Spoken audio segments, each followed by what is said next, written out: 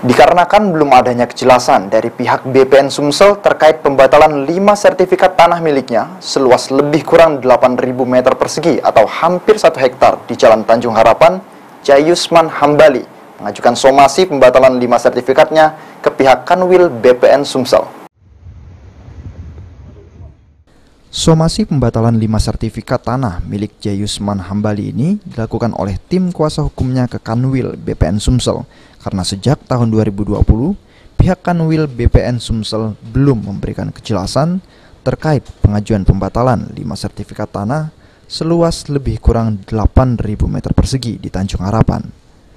Sebelum melayangkan somasi, pihak kuasa hukum Jayusman Hambali sendiri telah berkomunikasi dengan Inspektorat BPN Pusat dan selanjutnya diarahkan mengirimkan somasi ke Kanwil BPN Sumsel. Pihak Jayusman Hambali yang mengajukan somasi sendiri menunggu sampai dengan 14 hari ke depan atas jawaban dari Kanwil BPN Sumsel, dan jika tidak ada, mereka akan menempuh jalur hukum. Rekomendasi dari mereka, coba ajukan somasi dulu, kalaupun memang tidak ada kejelasan, maka kami akan buat pengaduan resmi.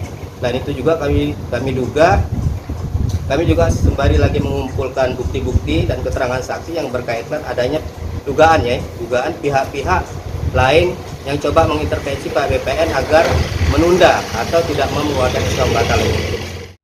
Sebelum melakukan pengajuan pembatalan 5 sertifikat tanah, pihak Jayusman Hambali telah memiliki hasil putusan persidangan yang dilakukan di PN Palembang.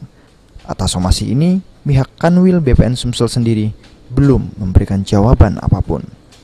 Firman Hidayat, PAL TV.